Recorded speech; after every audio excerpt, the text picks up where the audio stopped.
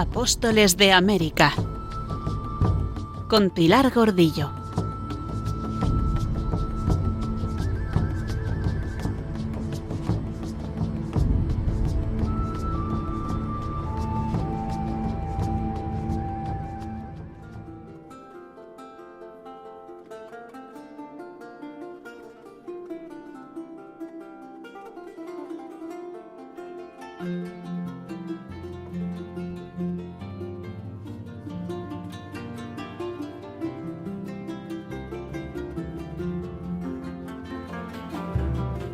España volcó en América cuanto era y cuanto tenía: su lengua, su fe, sus leyes, sus instituciones y hasta sus propias contradicciones.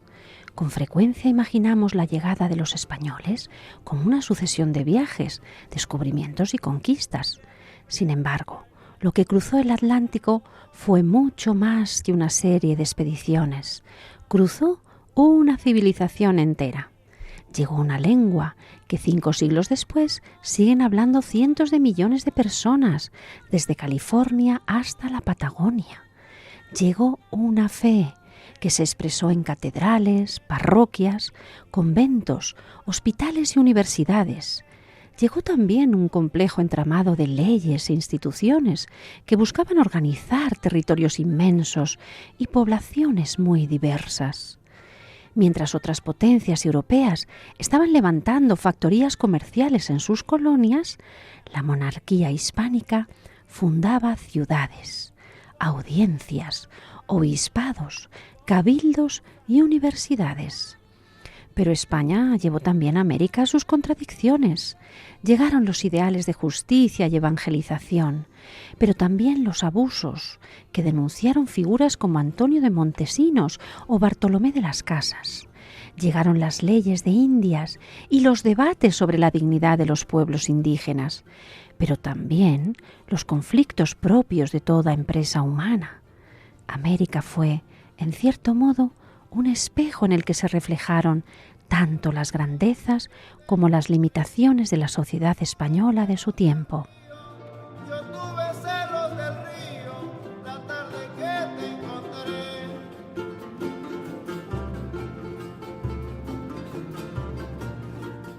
Quizá por eso la historia de la América hispana resulta tan fascinante. No fue una simple expansión territorial, fue el encuentro de pueblos, culturas y tradiciones que dieron lugar a una realidad nueva. A uno y otro lado del Atlántico surgió una comunidad unida por una misma lengua, una misma fe y unas instituciones comunes, aunque enriquecida por la enorme diversidad de sus pueblos. Y empieza la seguidilla.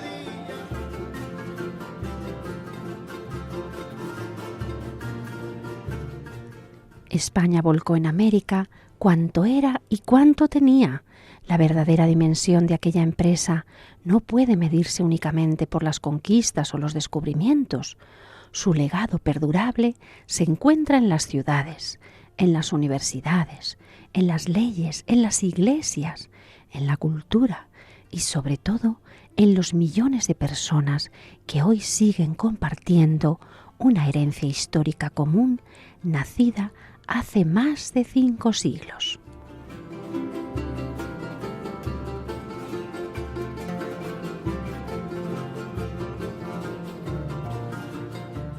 Así hablaba el académico Claudio Sánchez Albornoz en un discurso sobre la proyección de España en América, pronunciado en la Real Academia de la Historia.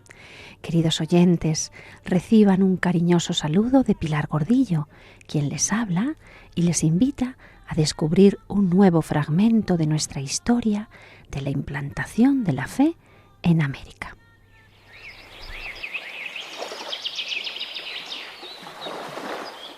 Y retomamos nuestro relato donde lo dejamos en nuestro anterior programa, de la mano de Javier Esparza en su obra La Cruzada del Océano, quien nos describe cómo Ojeda, tras el peligroso ataque sufrido en la bahía del Calamar, la actual Cartagena de Indias, en Colombia, y su viaje por la costa hasta la frontera del actual Panamá, ha dejado la fundación del fuerte de San Sebastián, donde la vida es ya imposible por los ataques de los indios.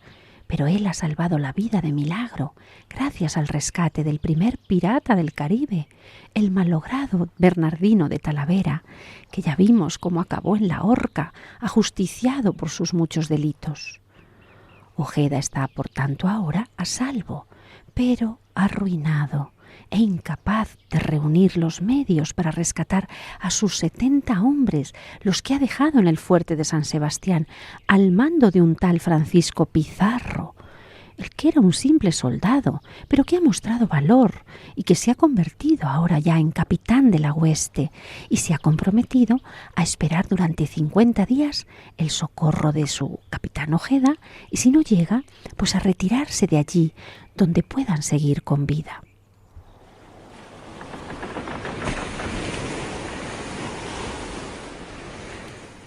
Y mientras tanto, el otro gobernador de la gobernación de Tierra Firme, la de Urabá, don Diego de Nicuesa, que como vimos en nuestro programa 46, tras sobrevivir a un naufragio y ser auxiliado por los hombres de Rodrigo de Colmenares, entre los que se encontraba, recordamos, el rebelde Lope de Olano, quien se había amotinado contra él al principio durante la travesía y finalmente había sido perdonado, al menos temporalmente.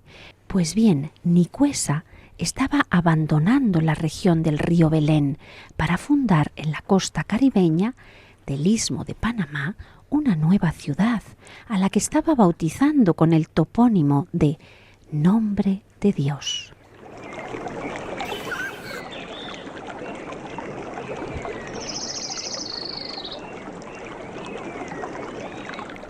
Y tras este día de la fundación de Nombre de Dios, el 8 de marzo de 1510, al poco tiempo había aparecido su lugarteniente Colmenares, que también había sobrevivido al naufragio y después había marchado en su búsqueda. Parecía que después de todo, esta aventura iba a terminar bien. Sin embargo, Colmenares le contó a Nicuesa algo que sumió al gobernador en la mayor de las perplejidades, porque en su búsqueda por tierras de Veragua había encontrado a los hombres de Ojeda, a esos supervivientes del fuerte de San Sebastián. Pero Ojeda no estaba, y en su lugar había un desconocido, un hombre llamado Vasco Núñez de Balboa.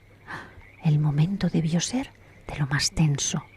Nicuesa, gobernador de Veragua, a duras penas había escapado de la muerte, había fundado el precario sitio de Nombre de Dios.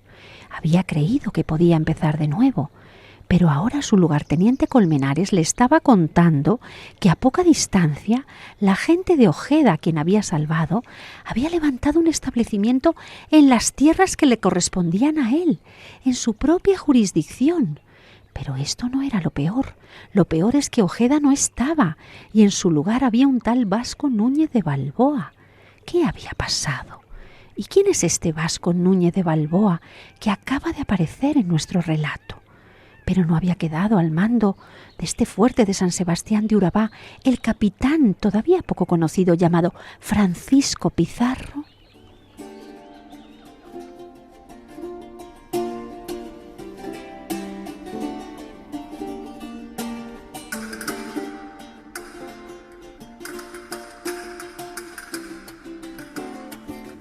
Pues sí, Pizarro, el hijo natural del veterano hidalgo Gonzalo Pizarro el Largo, capitán de infantería de la pequeña nobleza extremeña y también hijo de su criada Francisca González, había quedado al frente por orden del gobernador Ojeda.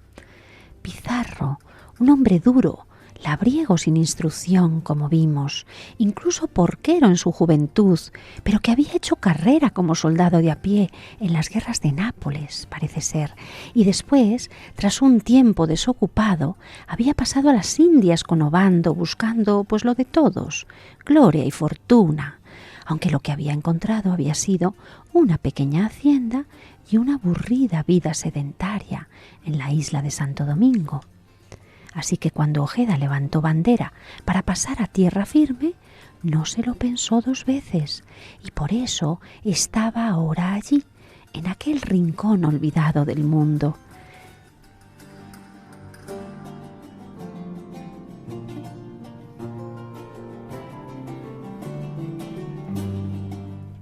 Este hombre de armas, endurecido, silencioso y eficaz, que todavía no había alcanzado el mando ni ningún nombramiento destacado, había visto la oportunidad de liderar a sus compañeros, no solo garantizar la resistencia, sino asegurar la supervivencia de todo el grupo.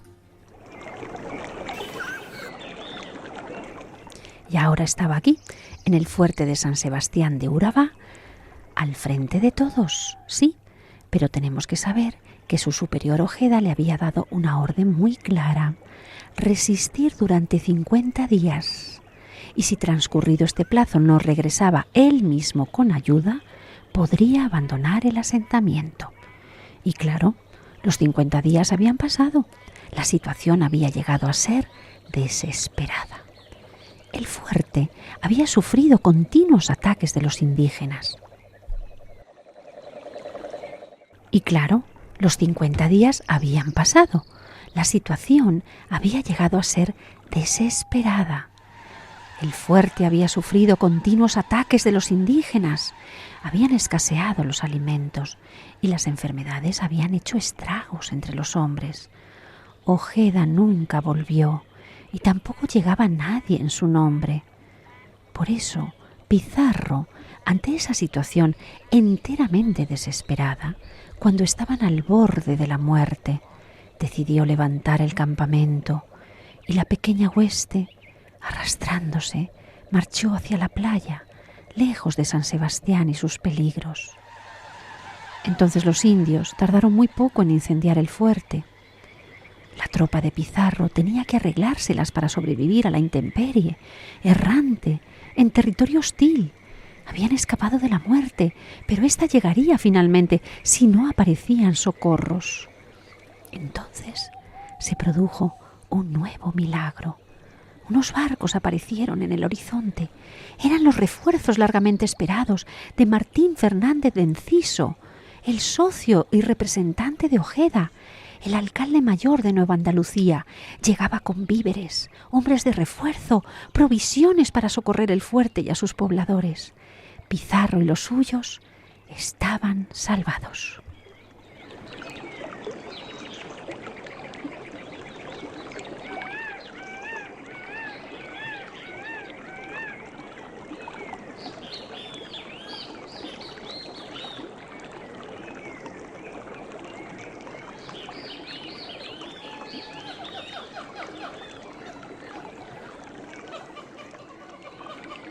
Enciso socorrió a la gente de Pizarro y por él recibieron las noticias de lo que había sucedido. A pesar de este respiro, de este soplo de energía, tenían que reconocer que mantener el destacamento allí, a la intemperie, rodeados de indios hostiles, era una locura, era insostenible. Reconocieron que el sitio de San Sebastián era ya historia, totalmente inservible. ¿Y ahora qué podían hacer? Porque nadie sabía dónde estaba Ojeda. Allí no podían quedarse, y Enciso no tenía instrucciones para esta situación. El alcalde mayor decidió convocar una junta, y fue entonces cuando se oyó la voz de un hombre que había llegado oculto en el barco de Enciso, como polizón, para escapar de sus acreedores en la Española. Este hombre se llamaba Vasco Núñez de Balboa, quien, alzando la voz entre los presentes, habló así. Yo me acuerdo que los años pasados, viniendo por esta costa con Rodrigo de Bastida a descubrir, entramos en este golfo y a la parte de occidente a mano derecha, según me parece, salimos en tierra y vimos un pueblo de la otra banda de un gran río que tenía muy fresca y abundante tierra de comida y la gente de ella no ponía veneno en sus flechas. Así habló este tal Vasco Núñez de Balboa, que por cierto se había embarcado con Enciso como polizón y ahora estaba aportando una solución providencial.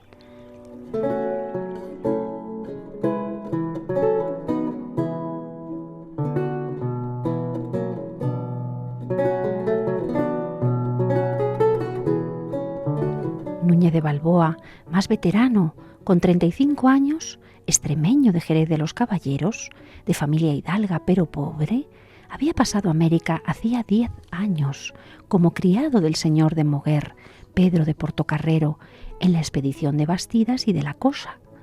Había recorrido el litoral colombiano y panameño y después, instalado en la Española, había participado en las campañas de pacificación e incluso había sido premiado con un repartimiento de indios. De esta forma, había intentado hacer fortuna criando cerdos, pero por lo visto no había nacido para los negocios, se había arruinado, se había llenado de deudas que no podía pagar y no había acabado haciéndose pirata de puro milagro, porque arruinado y endeudado, Núñez de Balboa optó por escapar una noche, cogió lo único que tenía, su ropa y su perro alano, llamado Leoncito o Leoncico, y se escondió en un barco, en ese barco que se preparaba para zarpar.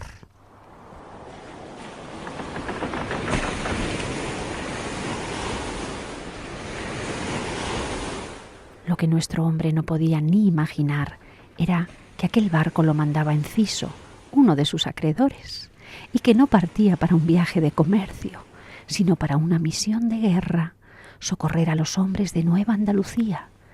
En el trayecto lo encontraron a él y a su perro, y Enciso, lleno de ira, resolvió abandonarlos, a él y al perro, en el primer islote que encontrase. Pero Núñez de Balboa, que era hombre de recursos, porque ya había navegado por estos mares, conocía el litoral y convenció al alcalde de que este polizón podía serle mucho más útil a bordo.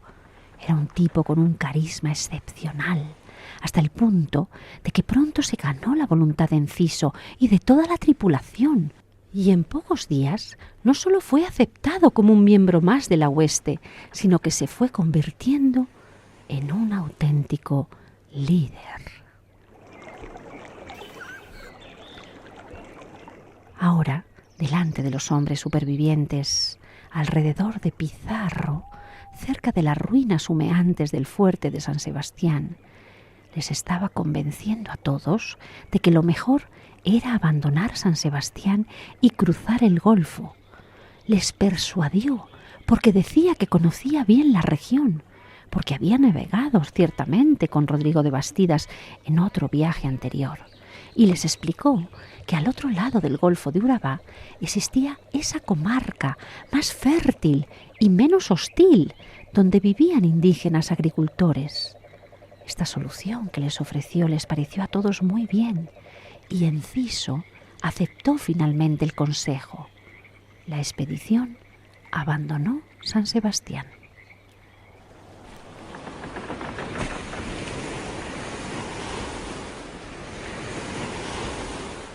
Y por eso se pusieron a navegar hacia el noroeste, en busca de ese paraje señalado.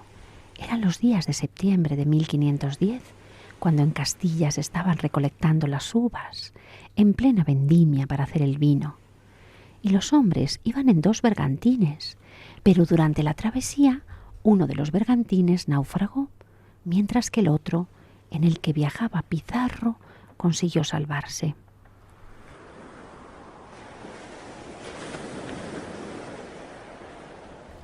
La expedición navegó primero por la región del Cenú, que corresponde a la cuenca del río Sinú, en el actual departamento de Córdoba, en Colombia, y parte de los actuales departamentos de Sucre y del sur de Bolívar. Una región muy poblada por los indígenas cenúes, famosos por sus complejos sistemas hidráulicos que les permitían aplicar una agricultura intensiva, además de trabajar el oro en abundancia. Oviedo y Las Casas indican que Enciso pretendía inicialmente abastecerse y continuar la empresa de Ojeda, pero Vasco Núñez de Balboa, que ya conocía aquella costa por haber navegado, como hemos dicho, con Rodrigo de Bastidas en 1501 y 1502, convenció a Enciso de que el Cenú no era un lugar adecuado para establecer una ciudad permanente y propuso trasladarse al otro lado del Golfo, al Darién, donde había mejores tierras para cultivar y menor resistencia de los indios.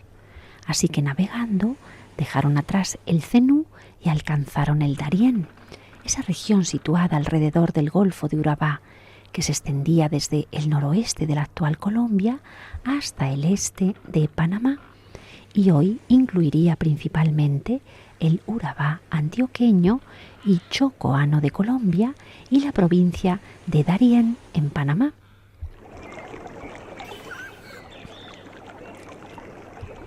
Cuando desembarcaron, descubrieron que estaban en las tierras del cacique Cemaco, quien apareció con toda violencia, con toda hostilidad, al son de guerra, con una muchedumbre de nativos. Los españoles, que no pasaban de 100, se encomendaron a la Virgen de la Antigua y antes de la batalla le hicieron un voto a la Virgen, prometiéndole que si vencían, darían su nombre al nuevo asentamiento. Y la batalla les resultó favorable, por 2 razones. Porque los indios no usaban flechas envenenadas y porque les tenían pavor a los perros que los españoles llevaban, entre otros, Leoncico.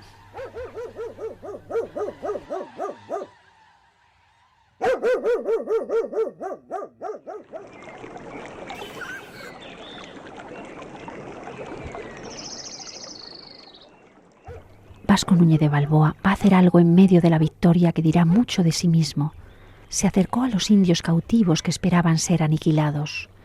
Era lo que los indios hacían entre sí, pero, ante su asombro, vieron que el español los liberaba, ganándose su voluntad e incorporándolos a su hueste. Balboa hará esto en todas las ocasiones, una regla de guerra que le dará excelentes resultados.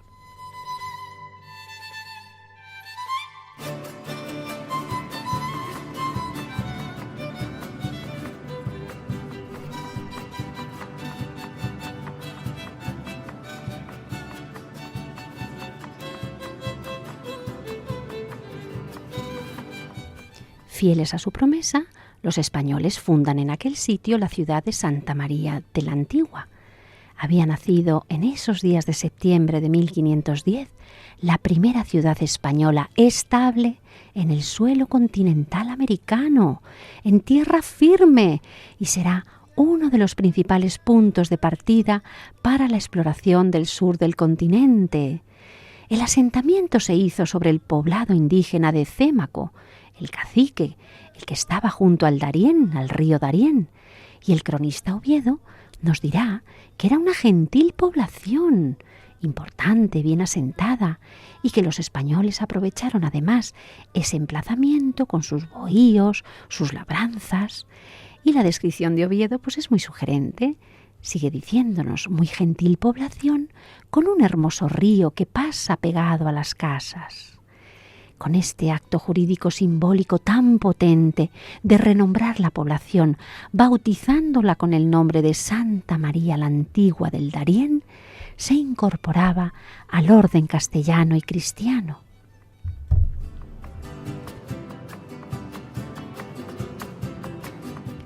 No tenemos noticia de un acto de posesión formal, con pendón, pregón, espada, como en el caso de otras ciudades del Nuevo Mundo, donde hemos conocido esa ceremonia en la que alzaban el pendón, se cortaban las ramas, se sacaba la espada, se daban voces de posesión, se nombraban alcaldes, regidores, pero lo poco que tenemos en este caso documentado es el hecho de que se implantó la autoridad castellana en la persona de Enciso como primer alcalde mayor, lo que convirtió este poblado indígena conquistado en una ciudad bajo jurisdicción castellana.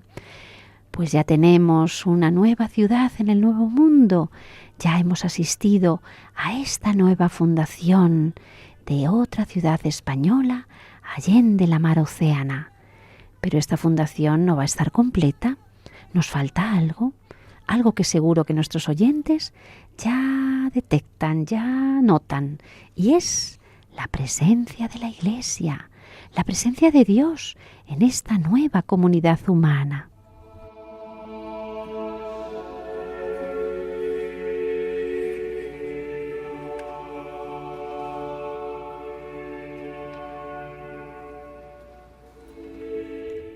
La Iglesia, para presidir y santificar la vida de sus habitantes. imprescindible. Así que acto seguido fueron a la vivienda del cacique Cémaco, que sería la mejor, la de mayor envergadura sin duda, y allí fundaron la iglesia, la primera iglesia del continente de América o de tierra firme.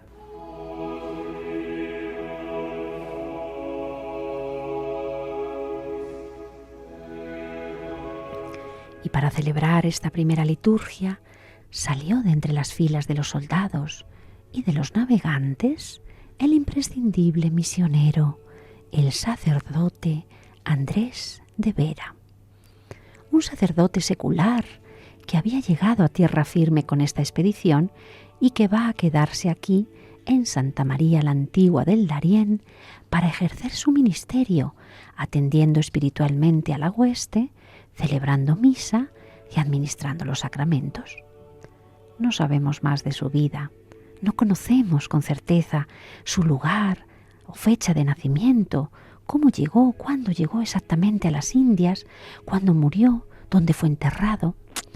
Apenas sabemos más que su nombre, Andrés de Vera, y le volveremos a encontrar en los años siguientes acompañando a Núñez de Balboa en esas exploraciones por el continente, por el istmo de Panamá.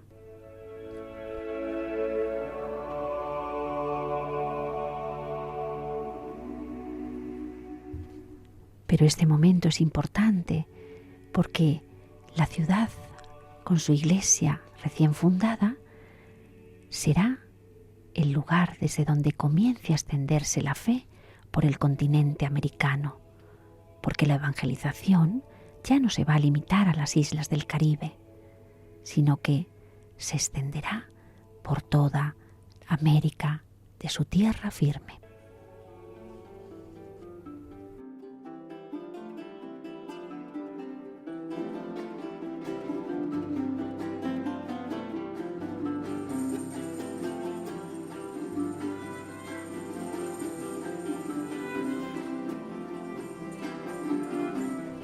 Santa María la Antigua del Darién se convirtió así en algo más que una plaza militar o un centro de gobierno. Desde allí partirán años más tarde expediciones decisivas, como las que conducirán al descubrimiento del Océano Pacífico por Vasco Núñez de Balboa. Pero antes de que lleguen esas y otras grandes conquistas, un hombre sencillo como Andrés de Vera se está dedicando a aprender las lenguas locales, a predicar la fe cristiana, a acompañar espiritualmente a su pequeña hueste. Así que ya tenemos una población con futuro en la tierra firme, bajo la dirección espiritual del padre Andrés de Vera, primer misionero del continente americano.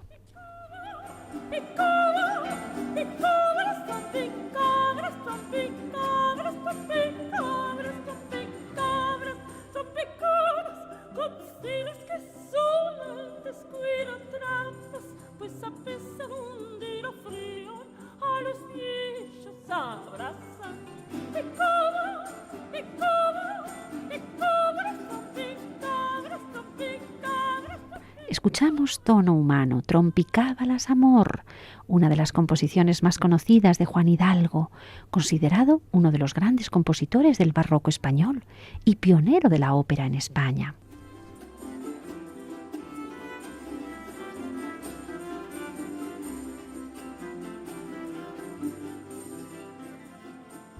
En esta versión, interpretada por Jordi Sabal en la dirección y viola de gamba, con la maravillosa voz de Montserrat Figueras y la instrumentación de la Capella Real de Cataluña, Esperion 21 y Tembembe Ensemble Continuo, una pieza que pertenece al álbum El Nuevo Mundo, Folías Criollas, un proyecto que explora el encuentro entre la música barroca española y las tradiciones musicales de América tras la conquista, con melodías expresivas y muy ornamentadas, el acompañamiento de bajo continuo con instrumentos históricos y, como resultado, la mezcla del refinamiento cortesano español con sonoridades populares hispanoamericanas.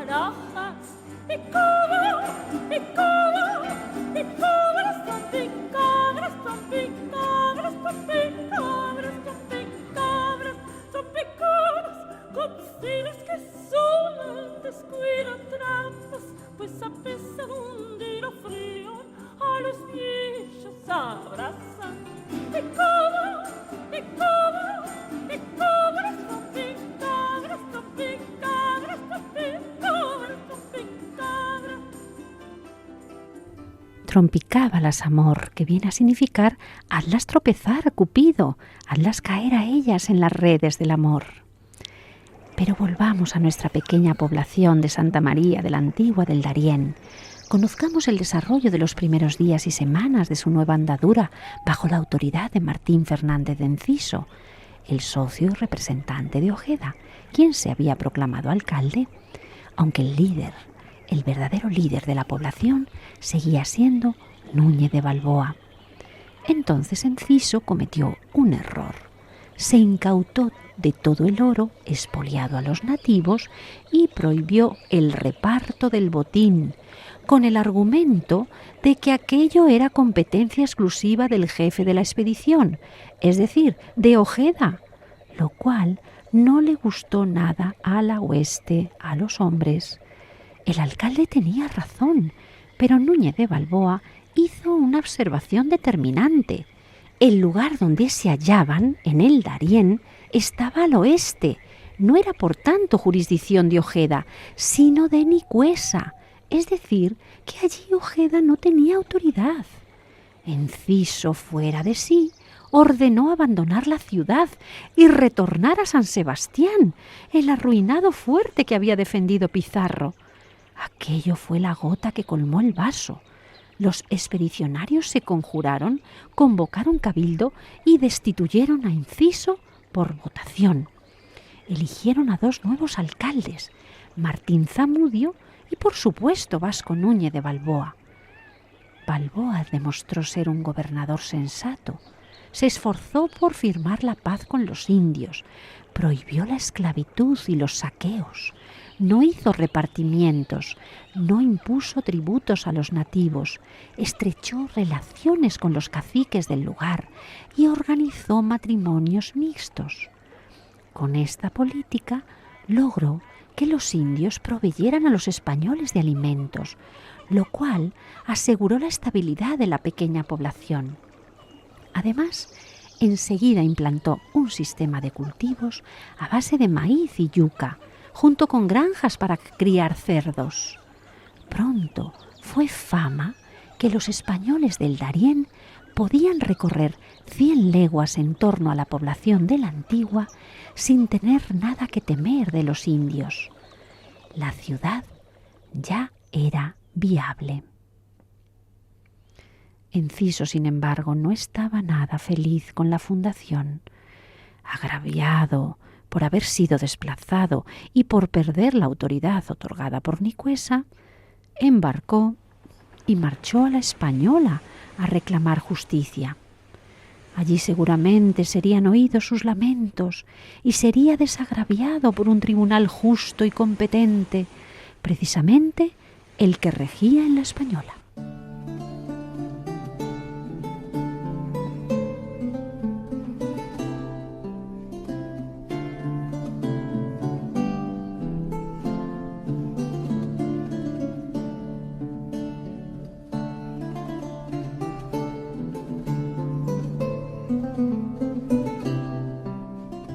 Porque desde los primeros momentos la monarquía castellana procuró implantar en la isla de la Española un sistema de gobierno y de administración de justicia inspirado en las instituciones peninsulares, aunque adaptado a las circunstancias de este territorio recién incorporado a la corona. La organización judicial se había estructurado en torno a diversas figuras: gobernadores, justicias mayores, alcaldes ordinarios, jueces de residencia, visitadores y alguaciles. Toda una jerarquía orientada a garantizar el orden público, la administración de justicia y el control del ejercicio del poder. Varios niveles, cada uno con competencias y jurisdicciones propias, pero frecuentemente entrelazadas y en ocasiones enfrentadas. En la cúspide del poder judicial, el propio Diego Colón, que como gobernador tenía jurisdicción civil y criminal en toda la isla. Pero en la práctica su autoridad se ejercía a través de tenientes de gobernador nombrados por él para administrar justicia en su nombre. El primero, Juan Ortiz de Matienzo, de fuerte carácter, recordado por sus desavenencias con los pobladores. Y junto a este delegado del gobernador actuaban los oficiales reales, cuya presencia se va a reforzar precisamente ahora por la desconfianza de la corona hacia el poder de la familia Colón. Entre todos ya hemos conocido al hombre de confianza del rey, al aragonés Miguel de Pasamonte, factor y veedor real, conocido por su firmeza en la protección de la hacienda. Junto a él debemos presentar al Cristóbal Lebrón, que asumirá la responsabilidad de ser el tesorero en las Indias, y no solo para controlar los recursos económicos de la isla, sino también para intervenir activamente en los asuntos judiciales, convirtiéndose en el contrapeso necesario a los criterios del gobernador Colón. Muchos de los conflictos de este periodo estarán servidos por esta dualidad: un gobierno en manos del heredero del almirante y la autoridad creciente de la corona manifestada en los oficiales del rey.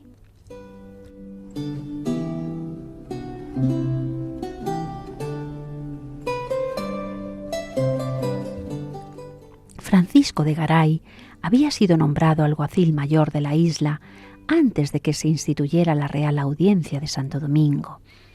Así aparece desde 1509 habitando la Casa del Cordón, de la calle del Comercio, hoy llamada calle Isabel la Católica, frente a la Plaza del Contador. Entre los magistrados enviados a la isla vamos a destacar la figura de Marcos de Aguilar, quien había sido justicia de Sevilla antes de su nombramiento como juez de residencia en la Española. Llegó a la isla acompañando al segundo almirante y virrey, don Diego Colón. Su misión principal, examinar la actuación de los oficiales reales y de los gobernantes anteriores, en especial la del gobernador Fray Nicolás de Obando, cuya larga gestión, como vimos, había generado numerosos conflictos, numerosas quejas, y Marcos de Aguilar llegará a ser en breve, en un par de años, el alcalde mayor de Santo Domingo. Concretamente, su nombramiento será el 22 de marzo de 1511.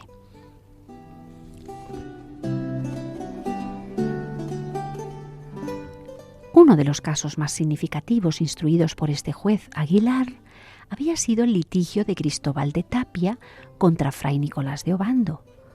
El proceso se originó a raíz de un solar situado en la ciudad de Santo Domingo, donde Tapia poseía un bohío y 4 tenderetes de madera y caña que alquilaba. Dicho terreno había sido ocupado en tiempos del gobernador Obando para la edificación de la proyectada Casa de Contratación, edificio que con el tiempo se convertiría en el actual Museo de las Casas Reales. La sentencia dictada por Aguilar el 23 de enero de 1510 ordenó la restitución del inmueble a su propietario, o en su defecto, que se le entregase otro tal y tan bueno.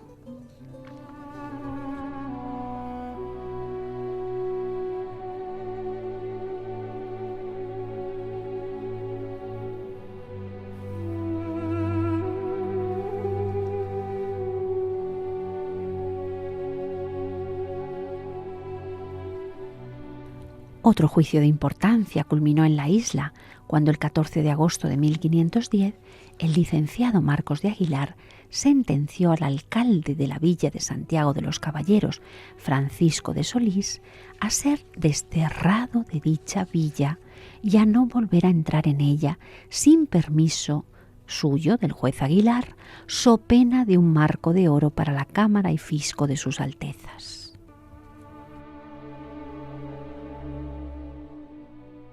Durante la instrucción, Marcos de Aguilar mantuvo a Solís en prisión domiciliaria en la alcaldía, evitando así su encadenamiento.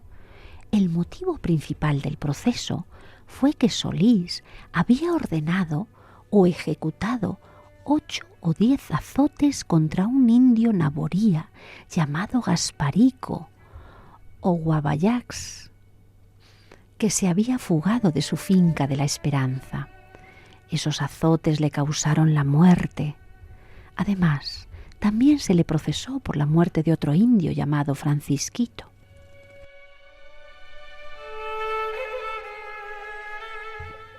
La causa había comenzado a instruirla el alcalde mayor, Juan Carrillo, con sede en Concepción de la Vega, pero su imparcialidad era dudosa porque era amigo personal de Solís, hasta el punto de actuar como fiador suyo durante el proceso. Entonces, frente a ello, Aguilar, como alcalde mayor de toda la isla y tierra firme, decidió que él debía aparecer como la principal autoridad.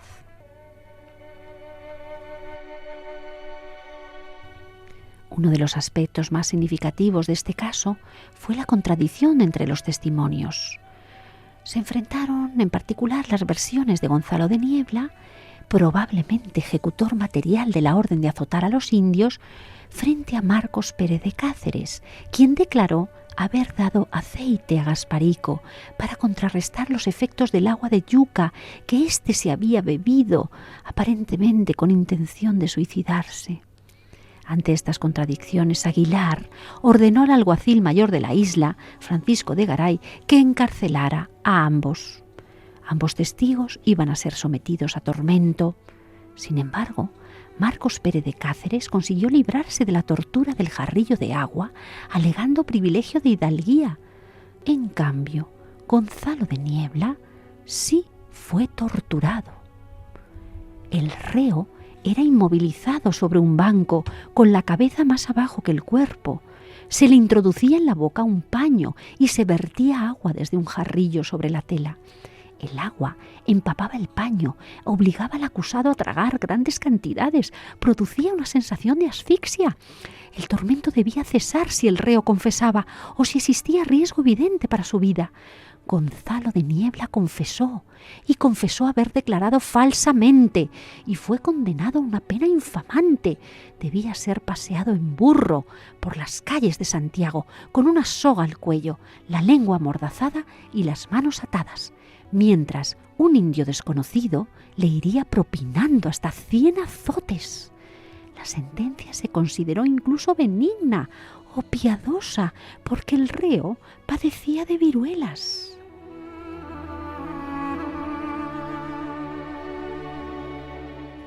El juicio presenta además un enorme interés, porque en él declararon testigos indígenas que hablaban español, lo que revela un grado muy temprano de integración lingüística en estos procesos, en estos procedimientos judiciales de la isla. Esta defensa de Solís mediante testigos, especialmente españoles, estuvo llena de contradicciones de los declarantes, que solo sostenían que el alcalde estaba siendo víctima de una acusación calumniosa.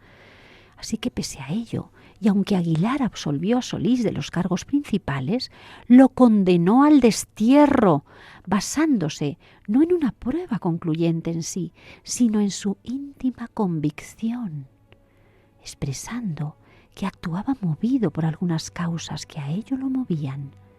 Este detalle, queridos oyentes, es crucial porque muestra una forma de decisión judicial fundada en una convicción moral o prudencial del juez más que en una condena plenamente tipificada por los cargos principales.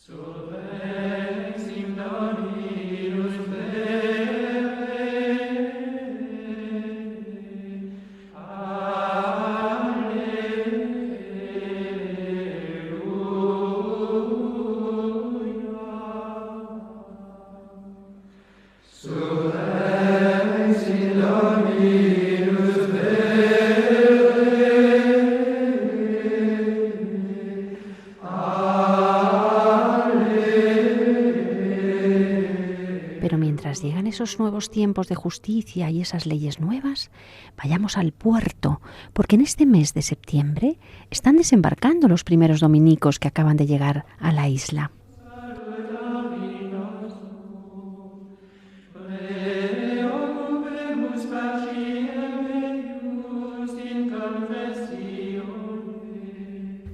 La Orden de Santo Domingo hace ahora entrada en la historia de América, de la mano de un primer grupo muy poco numeroso y modesto. Son 4 frailes sacerdotes y un hermano lego. Fray Pedro de Córdoba, nombrado vicario de la comunidad y superior de la misión, Fray Antonio de Montesinos, el más célebre y todavía recordado por la población actual de Santo Domingo por su gran defensa de los indios, Fray Bernardo de Santo Domingo, Fray Domingo de Villamayor, aunque algunas fuentes escriben Villa Mayor de la Calzada, y Fray Juan Garcés, hermano Lego. Procedían del convento de San Esteban de Salamanca, bajo la dirección de Pedro de Córdoba. El mismo general de los dominicos, el cardenal Cayetano, Tomás de Bío Cayetano, general de la orden, es quien los ha enviado y seguirá solicitando misioneros para América.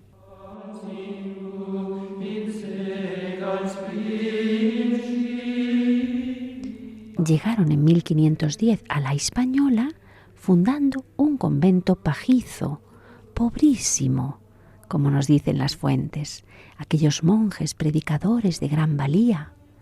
El pazos de los dominicos, muy diferente al de los franciscanos, se va a manifestar por una formación teológica más seria, proveniente del célebre convento de San Esteban de Salamanca, uno de los centros teológicos más sobresalientes en España, y de una vocación más dada a la organización de centros de formación universitaria.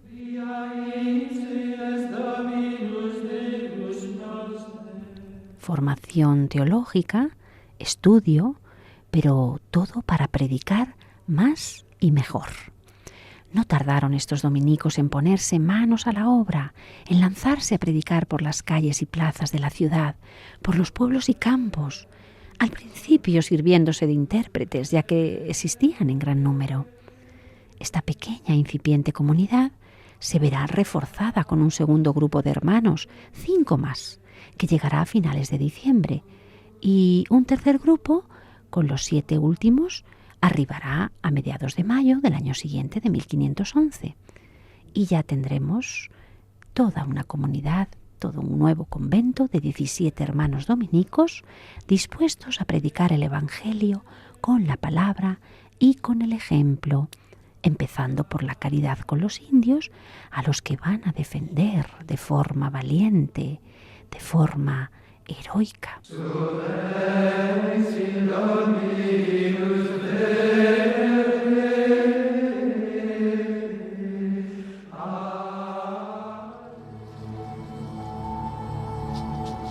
Pero este emocionante capítulo de la evangelización deberá ser contado en un próximo programa, porque ahora hemos de despedirnos dejando a los primeros dominicos aclimatándose al calor sofocante del Caribe, empapándose de noticias sobre la forma de vida de la isla, profundizando en la mentalidad, en la lengua de sus nuevos catecúmenos, los indios, pobladores de ultramar, por los que llegarán a dar la vida. Y despedimos nuestro programa 49. Para volverlo a escuchar, tienen a su disposición el podcast de Radio María en la página web www.radiomaria.es. También recuerden que pueden escribirnos al correo apostolesdeamerica@radiomaria.es para contarnos sus impresiones al paso de este largo viaje en el que les esperamos de nuevo para recorrer un nuevo tramo del camino, para ser testigos de cómo el que es el camino, la verdad y la vida, se va a hacer el encontradizo con los hombres, gracias a la predicación, gracias a la entrega de nuestros primeros apóstoles de América.